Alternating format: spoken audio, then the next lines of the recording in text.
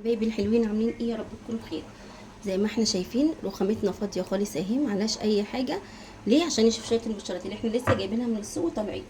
انا دوبك لسه طالعه من السوق دلوقتي حالا، فحبيت اوريكم ايه المشتريات بتاعتي. بصوا انا النهارده اشتريت ايه. اشتريت بصل. البصل دوت الكيلو ب 12 ونص. تمام. بصوا استنوا، خلاص فتحت دي بكل سهوله. انا بحب اربط الشنط كده عشان مفيش حاجه تقع مني وانا ماشيه. تمام. انا اشتريت البصل النهارده ب 12 ونص. بصوا البصل الاحمر كبير وحلو، انما البصل الاصفر كان صغير شويه، بس انا بحب استخدم الاتنين. تمام. البصل الاصفر دوت بينفعني جدا في التقليه بتاعه الكشري، في تشويحه الخضار الحاجات دي. والبصل الاحمر ده بينفعني في السلطات، وبحبه بصراحه احطه كمان في الشرب. تمام. بيديني تسكيره كده حلو. يبقى الاتنين ده انا جبت 2 كيلو ب 25 جنيه. وجبت كمان، بسم الله الرحمن الرحيم، ده كيلو خيار زي ما احنا شايفين كده مع بعض. انا كده كده الاكياس دي كلها برميها في الزباله، ما بستخدمهاش تاني علشان بتبقى كلها كيماوي وحاجات. بصوا اهي، دول 2 كيلو. ده كيلو خيار، الكيلو ب 15 جنيه. تمام يا حبايبي، ده خيار بلدي حلو. انا بحب الخيار بتاع الراجل ده بصراحه، خياره بيكون حلو جدا. اغلى من السوق، ارخص من السوق، مش بتفرق معايا. خلاص. وجبت كمان معانا، بسم الله، انا بس حبيت اصور لكم كل حاجه قبل ما اقعد. انا يا دوبك لسه جايه دلوقتي حالا. جبت الملوخيه دي، لقيتها عند الراجل قصيره كده وجميله ومش مبلوله كمان. انا بحب الملوخيه اللي مش مبلوله، هي ورقتها صغيره شويه بس جميله. بصوا ما فيهاش، مش مخرمه.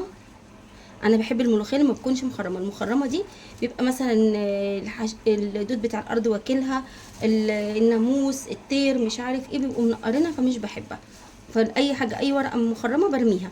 عشان كده بحب دايما لما بلاقي اللي هي الورقه السليمه كده ما يكونش فيها تخريم بجيبها.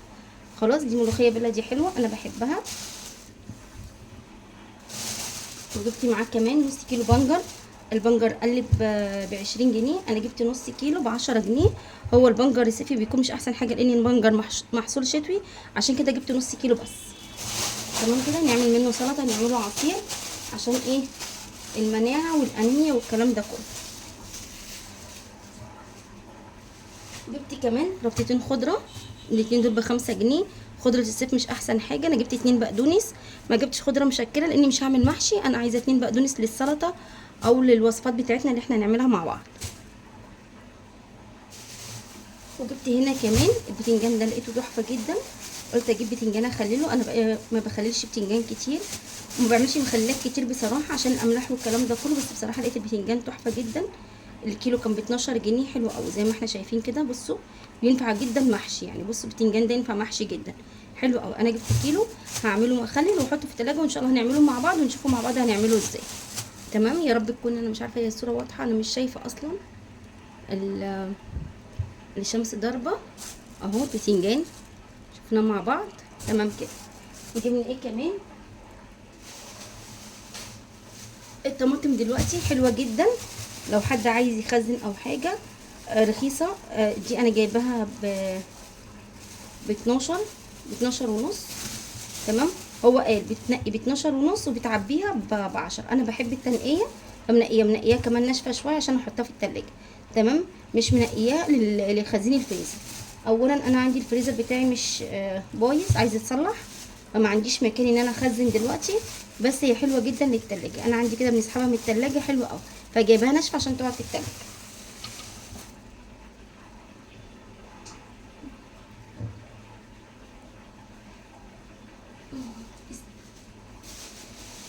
نطلع بقيه الحاجه. بصوا بقى، انا ضعيفه جدا جدا جدا قدام الفلفل الشطه الفلاحي ده. بصوا شايفينه؟ بصراحه لما بلاقيه في السوق ما بقدرش ان انا امسك نفسي وما اشتروش.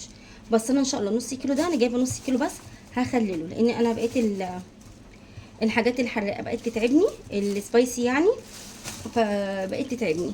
فانا بقى وبصراحه انا بحب جدا الفلفل البلدي، فانا جبت نص كيلو بس وهخلله. ده مش هعمله، مش هاكله كده، هخليه ماشي، وان شاء الله نخلله مع بعض.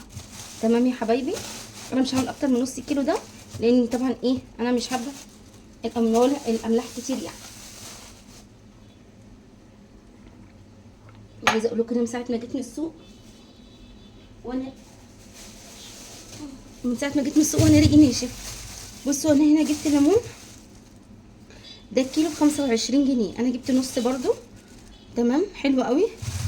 كله ميه، انا لقيت فيه كان ب30 بس بصراحه كان ناشف، كان كله اخضر وناشف صغير كده، ما كانش احسن حاجه. بس ده لقيته ب25 والليمونيه كبيره وكلها ميه، فجبت نص كيلو. وجبت كمان فلفل رومي، مفيش غنى عنه في التلاجة، انا ما بستغناش عن الفلفل بصراحه، بحب دايما تلاجتي يكون فيها فلفل زي ما احنا شايفين كده. انا جبت فلفل رومي دوت. هما بيقولوا ان ده كده الانثى وده كده الذكر، الانثى بتبقى مسكره اكتر من الذكر، فانا المره دي حاولت ان انا انقي ايه دول، بس كملت الميزان بايه بكام واحده كده يعني. خلاص. ده الفلفل كان اللهم صل على النبي الكيلو ب20 جنيه، انا جبت نص ب10.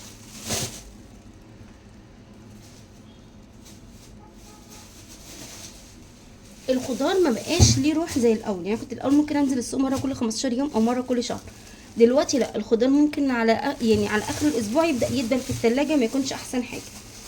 ما بداتش اجيب كميات كبيره زي الاول، يعني كنت ممكن اجيب 2 كيلو خيار 3 احط في التلاجة، اجيب مش عارفه خضره واقطعها واحطها، ما بقاش الحاجات دي ليها روح زي الاول.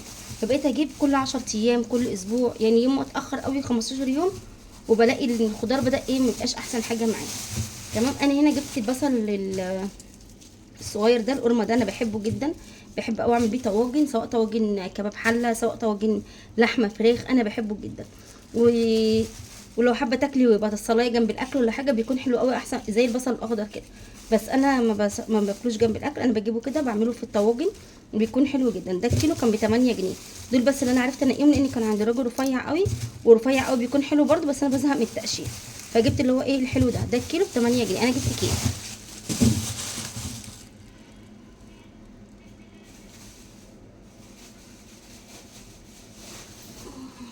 طلع معاكم الحاجه من الشنطه. ده باقي الفلفل، حطيت الفلفل فين حد فاكر؟ اهو. خلاص. ودي الليمونه.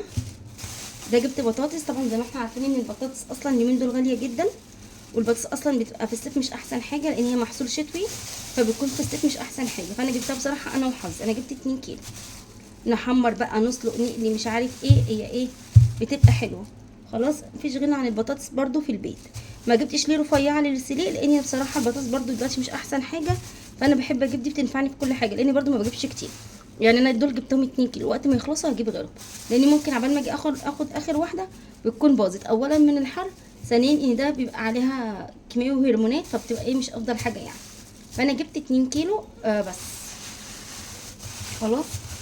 انا برضو مش جايبه كميات كبيره علشان انا ايه بخاف ان الحاجه تبوظ عندي، وهي فعلا بتبوظ، يعني في حاجات بتبوظ وبرميها. جبت هنا كيلو بتنجان كده، الحمد لله دول اخر حاجه في الشنطه اهو، الكمون بتاعنا. جبت كيلو بتنجان، الكيلو بتنجان رومي ده برضو كان ب12 جنيه، ب12 ونص تقريبا ولا ب5 تقريبا، مكتوب عليه 12. انا جبت كيلو.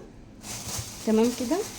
الكيلو انا قلنا نعمل مسقعه نشوي بتنجانيه، انا بصراحه برضو بحب البتنجان الرومي في البيت، بيفك اي ازمه، جنب سمك تشوي بتنجانيه، عملت مشويات تشوي بتنجانيه، في يوم كده زهقانين من الاكل عملنا مسقعه بيكون حلو جدا.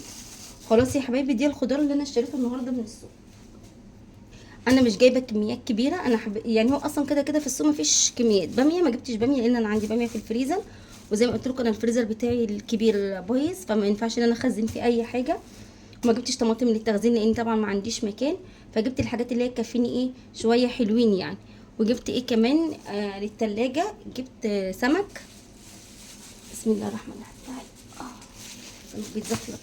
ده 3 سمكات بولتي، السمك البولتي النهارده ب85. استنوا مش باين معايا قوي كده، باين ماشي. جبت 3 سمكات بولتي، دول الكيلو ب85، دول قال لي عاملين 95، اكتر من كيلو. انا جبت 3 بس لان انا بنوتي ما بتاكلش السمك البولتي، فجبت 3 سواء نقليهم او نشويهم هيبقوا حلوين جدا. وجبت كمان هو بس خبطتك علي، انا هو حطيتهم لي كده في الكيس، بس انا حطيتهم في الطبق عشان ما ينزلوش ميه في الفريزر. وجبت كمان نص كيلو الجمبري ده حلو جدا، ممكن اعمله طاجن واعمل جنبه شويه رز رز صياديه بتاع سمك يعني وناكله. ممكن كمان اعمله اقليه واعمله اللهم صل على النبي مكرونه بالجمبري، عملناها اكتر من مره مع بعض بتبقى حلوه جدا. خلاص. وجبت كمان ده نص كيلو مفروم. ده انا بصراحه جايباه من الكشك، اول مره اجيب منه. الكيلو كان قال لي ب 300، في اللي بدهن ب 330 تقريبا او ب 320، والحمرا ب 350. انا قلت له هات من الحمرا، بس انا شايفه برده ان هي فيها دهن عادي يعني. بصوا دي حمرا، المفروض دي ب 350. خلاص يا حبايبي، دي برده انا جايباها عشان اعملها حواوشي بصراحه. فايه جبتها، بس جبت نص كيلو، قلت هجربه. انا عمري ما جبتش منه قبل كده، فقلت هجرب. كنت بجيب منه زمان قوي اول ما سكنت هنا في المكان، بس ما اعرفش بقى اخر يعني قالوا لا، حد وصف لي وقال لي ان لحمته حلوه، فقلت اجيب منه. هو قال لي لحمه بلدي مش سوداني. انا سالته قبل ما اجيب دي لحمه بلدي ولا سوداني، قال لي لا دي لحمه بلدي. فجبت نص كيلو من الحواوشي، قلت هجرب واشوف، ولو طلعت حلوه هقول لكم، لو طلعت مش حلوه برضه هقول لكم.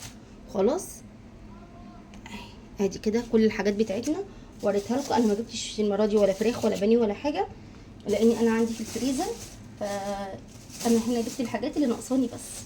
خلاص يا حبايبي، يا رب يكون الفيديو بتاع النهارده عجبكم، وهستنى ما ننساش اللايك والشير والسبسكرايب للقناه، وهستنى تعليقاتكم. اسيبكم على خير، والسلام عليكم ورحمه الله وبركاته.